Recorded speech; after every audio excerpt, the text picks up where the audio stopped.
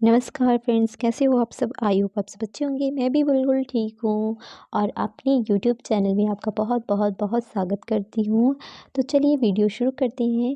और ये है सुबह के टाइम मैंने घर का काम ख़त्म कर लिया है और बैठ गई हूँ पढ़ाई करने के लिए, क्योंकि मेरे पेपर जो है नज़दीक है।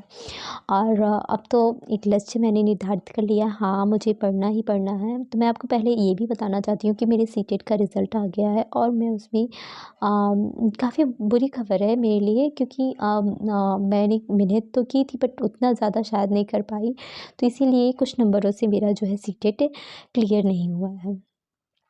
ऐसा है ना कि मतलब कम नहीं, नंबर नहीं, थोड़े से और नंबर हो जाते तो शायद मैं आज मेरा सीटेट का जो है सीटेट जो है क्लियर हो जाता, रिजल्ट अच्छा आ जाता। लेकिन थोड़ी सी ज़रूर मेरी कमी रही होगी, मैंने कहीं मेहनत कम किया होगा तभी ऐसा हुआ है। नहीं तो जो मेहनत करता है उसको ज़रूर सफलता मिलती है। और मैं खुद ही सोच सकती हूँ, क्योंकि मुझे ना टाइम कम मिला हो। इसके पहले अगर मैं तैयारी की होती तो शायद अच्छा टाइम मिला होता, लेकिन मुझे थोड़ा-सा ऐसा ना, मुझे पता नहीं था कि मुझे सीटेट का पेपर देना है। इसलिए शायद मेरी कमी कम रही होगी, मेरी जो है मेहनत कम रह गई, इसीलिए मेरे अंदर कमी थी। मैं ये नहीं कहूँगी कि पेपर तो ठीक-ठाक ही आया था, लेकिन थोड़ी मैं चूक गई। लेकिन नेक्स्ट टाइम मैं कोशिश करूँगी और भगवान से ये प्रार्थना करूँगी कि मेरी कोशिश रंग लाए। यहाँ मैं आई हूँ छत पर और ये देखिए, ये छिलके हैं, संतरे के छिलके हैं।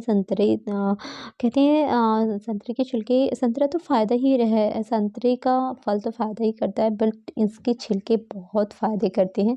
तो मैं इसको अपने इसका ना फेस पैक बनाऊँगी। मैं आपको बता दूँ कि ठंड में ना, ठंड की वज़ह से मेरे हाथ पैर ब्लैक हो जाते हैं और हाथ पैर फटने लगता है, एड़ियाँ फटने लगती हैं। इसलिए मैं इसका इस्तेमाल कर रही हूँ। मतलब सबसे ज़्यादा ख़राब मेरे हाथ पैर ही होते हैं। पहले चेहरे पे भी होता था, चेहरे के जो ये गाल हैं वो भी फटने लगते थे, लेकिन अब ऐसी समस्या नहीं है। और मेरी एड़ी बहुत ख़राब होती थी। मैंने एक नुस्ख़ा बताया था आपको, फ़िलहाल फिर मैंने नहीं शेयर किया। फिर भी मैं अगर टाइम मिलेगा तो मैं आप लोगों के साथ वो रेमेडी शेयर करूँगी। वो रेमेडी बहुत ही अच्छी है। मैंने उसे यूट्यूब पे सर्च करके ही जो है बनाया था। तो मैं इसको छोटे-छोटे टुकड़ों में कर दूँगी, फिर धूप में डाल दूँगी, ये सूख जाएँगे, फिर इसका पाउडर बना लूँगी। उसके बाद जो है इसको अपने हाथों पैरों पे इसका लेप लगाऊँगी। इसीलिए मैं इसको तोड़ रही हूँ। फ़िलहाल मैं अपने फेस में नहीं कोई चीज़ इस्तेमाल करती, क्योंकि मेरे फेस में ना थोड़े से भी कुछ भी हो जाता है ना, मतलब थोड़ा-सा मैंने क्रीम चेंज किया, मैं पाउडर ही लगाती हूँ। पॉन्ड्स का मैं क्रीम बिल्कुल नहीं इस्तेमाल, किसी भी कंपनी का मैं क्रीम नहीं इस्तेमाल करती हूँ। क्यों? क्योंकि मुझे डर लगता है। मेरे चेहरे पे ना जब मैं क्रीम लगाती हूँ तो मेरे छोटे-छोटे से दाने निकल आएँगे, या फिर बड़े-बड़े से दाने निकल आएँगे, और वो दाने ना काफ़ी ज़्यादा दर्द, अब दाने क्या कहें उसको, आम भाषा में पिंपल ही बोल सकते हैं। बड़े वाले पिंपल, बहुत बड़े वाले नहीं, मीडियम साइज़ के निकलते हैं।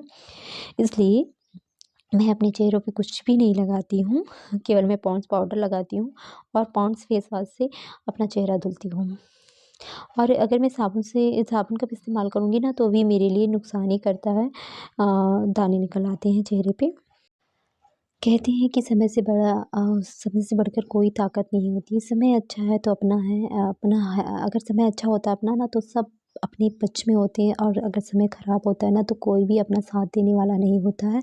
उस टाइम हम अकेले खड़े होते हैं, और वही होता है, वो ऐसा समय होता है ना, उसी में तो सबका पता चल जाता है कौन हमारे लिए है, कौन हमारे खिलाफ है।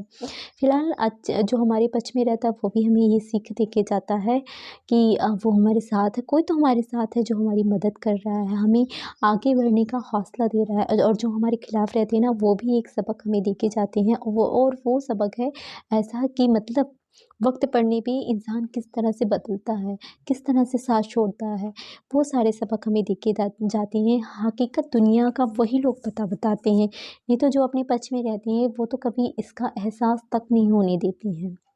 तो ऐसी बात नहीं है, जो अपनी होती हैं वो भी तकलीफ़ देती हैं, कितनी भी सगी हों वो तकलीफ़ ज़रूर देती हैं, क्योंकि ऐसा नेचर जिसकी प्रकृति जैसी होगी वो ऐसा ही रहेगा। अगर जो हमारे पक्ष का रहेगा वो हमारे अंदर जो भी कमी है, थोड़ी बहुत कमी इग्नोर तो कर ही देगा। और ऐसा नहीं है उस कमी को लेके हमेशा चलता रहेगा, नहीं। लेकिन जो हमारे खिलाफ रहने वाले होते हैं वो हमारी छोटी-छोटी कमियाँ निकालते हैं। जो कमियाँ दूसरों को नहीं दिखेंगी ना, वो खुद जाके वो कमी बताते हैं।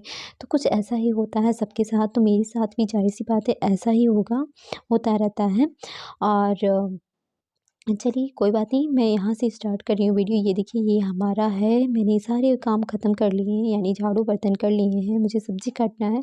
मैं ऐसा ही करती हूँ क्योंकि बच्चे स्कूल से आते हैं, बच्चों के पास भी टाइम देना पड़ता है, बच्चों के कपड़े चेंज करो, उनकी टिफ़िन निकाल के बाहर रखो, उनको खाना दो गर्म करके। फ़िलहाल गर्मी का दिन आ जाएगा तो ऐसा शायद ना करना पड़े, लेकिन ठंड में कुछ ज़्यादा ही काम करने पड़ जाते हैं। खाना गर्म करना है, पानी गर्म करना है, और मैं ये दिखा रही हूँ कि ये मेरा छोटा-सा किचन है। मेरा नहीं मतलब हमारा है, क्योंकि मेरी जॉइंट फैमिली है तो ये सबका हो जाएगा किचन। बस ऐसे ही थोड़ी-सी जगह थी, ऐसा नहीं ये रूम नहीं है, यहाँ आने-जाने का रास्ता है, यहाँ पे ही हमारे यहाँ खाना बन रहा है। ये काफ़ी टाइम से हो रहा है, जब से मैं ससुराल आई हूँ तब से हो रहा है। यहाँ देखिए मैंने लहसुन छील के रखा है, इस टाइम तो लहसुन के दाम भी काफ़ी ज़्यादा है और खेत में तैयार भी नहीं है। कुछ सब्जियाँ रखी हैं और ये सब्जियाँ मसाले जो पीसनी यानी मसाले हैं। और मैं शाम के टाइम की सब्ज़ी बनाने की तैयारी कर रही हूँ। ये देखिए भिंडी गिर गई, और ये भिंडी की सब्ज़ी बनाऊँगी, एक मसालेदार सब्ज़ी बनाऊँगी और दाल, चावल, रोटी बनाऊँगी। हमारे यहाँ बिना दाल के खाना नहीं बनता, मतलब ज़्यादातर दाल का इस्तेमाल होता है, तो मैं दाल, चावल, रोटी, सब्ज़ी बनाऊँगी। सब्ज़ियाँ हमारी 2 तरह की हो जाएँगी। ये देखिए मैंने आलू छील रखे हैं, सारे आलू जो है मेरे खेत के निकले हैं। ये देखिए यहाँ पे रखे हुए हैं, खेत के थोड़े-थोड़े करके आलू आते रहते हैं।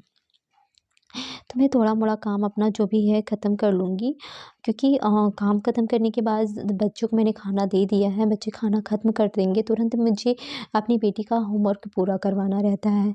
तो जैसा कि आप देख रहे हैं सुबह का काम ख़त्म हुआ, मैंने थोड़ी देर पढ़ाई की, फिर मैं 2 ढाई बजे ढाई या पौने 3 बजे उठ जाती हूँ, उसके बाद मेरा सारा काम शुरू हो जाता है।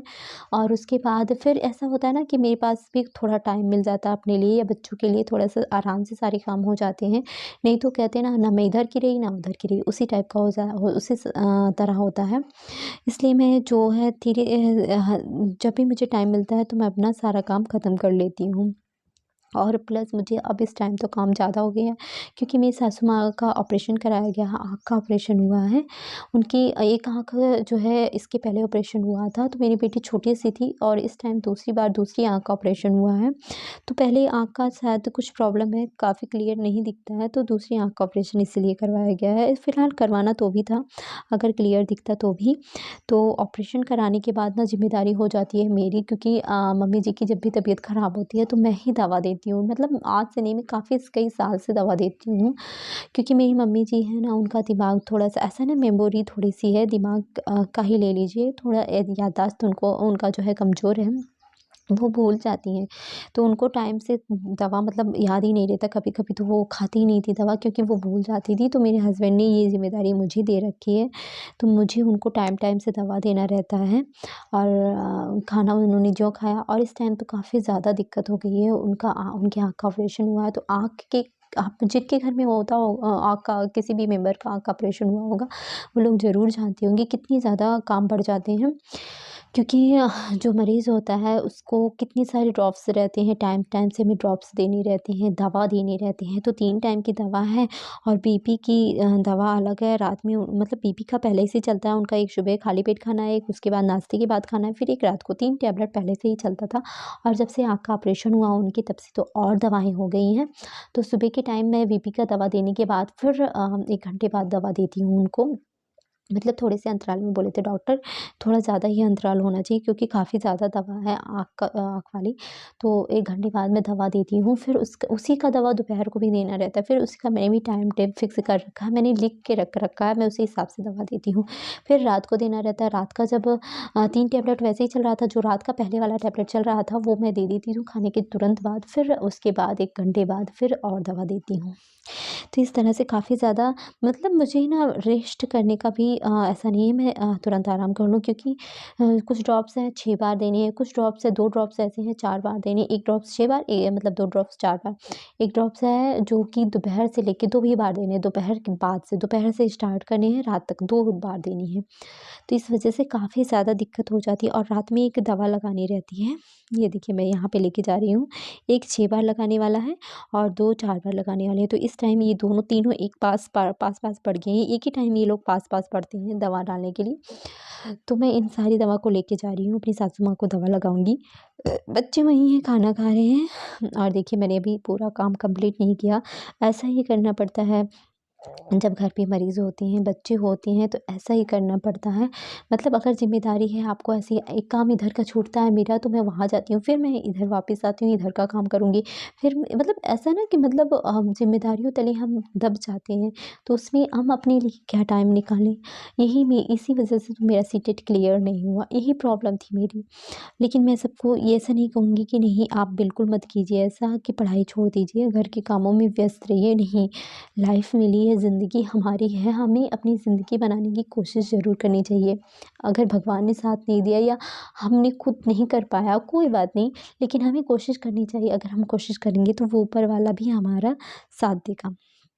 तो मेरी सासू माँ ज़्यादातर अंदर ही रहती हैं, धूप तो उनको नुकसान ही करेगा, तो अंदर ही रहती हैं, कुछ दिनों तक ये अंदर ही रहेंगी। तो मैंने ड्रॉप्स डाल दिए थे, जितनी भी दवा है मतलब मैं फिर अब यहाँ की सब्ज़ी काट रही हूँ, फिर मैं सब्ज़ी काटने के बाद फिर वापस मैं जाऊँगी, अभी और ड्रॉप्स डालने हैं, थोड़ा अंतराल करने के बाद तो थोड़ा-थोड़ा रुक के मुझे ड्रॉप्स डालने रहते हैं। तो मैं ऐसे ही करती हूँ, थोड़ा-सा काम मैं ख़त्म कर लूँगी, फिर यहाँ टमाटर था, थोड़ा-सा बदबू कर रहा था, तो मैंने सोचा इसको रख देती हूँ क्योंकि ये बेकार है, काफ़ी ज़्यादा गल गया था। तो यही सारी बातें हैं फ्रेंड्स, हम कैसे इंसान कोई टाइम निकाले घर के कामों से, ज़िम्मेदारियों से कैसे हम कम मतलब बड़े प्रेशर कि हम अपने लिए समय निकालें। कभी-कभी ऐसा होता है ना कि मैं भी यही सोचती हूँ क्या मुझे ही इतना प्रेशर है या फिर सबको होता है ऐसा ही।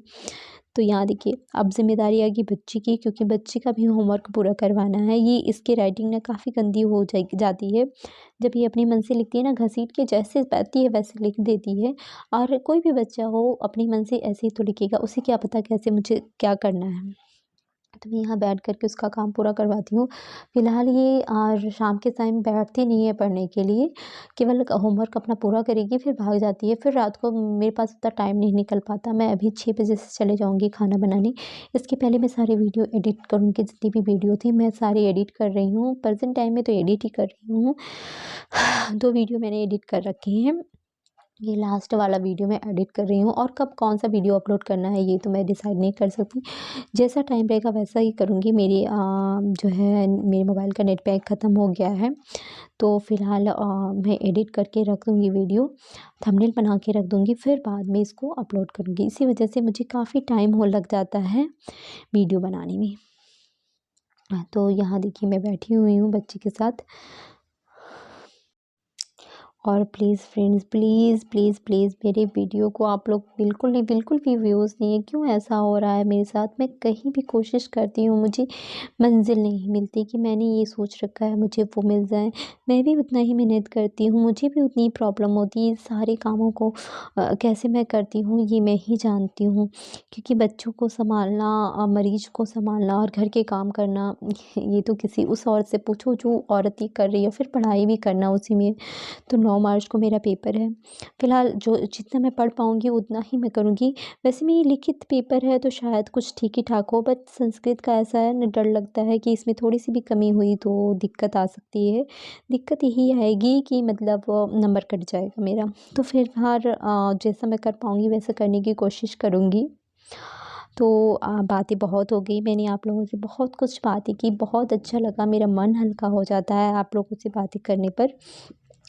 तो फिर मिलते हैं नेक्स्ट ब्लॉग में और अगले ब्लॉग में मैं कुछ नई चीज़ें लाने की कोशिश करूँगी। फ़िलहाल मेरा रहन-सहन कैसा है आप लोग ज़रूर बताइएगा और क्या आप लोग भी मेरी तरह समस्या इस तरह की समस्या से जूझ रही हैं वो भी बताइएगा, ताकि मैं थोड़ा-सा मोटिवेट हो सकूँ कि हाँ, मेरी जैसी बहुत सी औरतें ऐसी समस्या से झेल काम इतना ज़्यादा हो जाता है ना कि मैं क्या बताऊँ, मुझे लगता है कभी-कभार ऐसा लगता है ना कि हाँ, मैं ही इस समस्या पे हूँ और देखते हैं क्या होता है। कोशिश लेकिन कहते हैं ना कोशिश करने वालों की कभी हार नहीं होती। बस मैं भी यही एक लाइन्स लेके चल रही हूँ कि कोशिश करने वालों की कभी हार नहीं होती, तो मैं भी कोशिश कर रही हूँ मेरी भी हार नहीं होगी।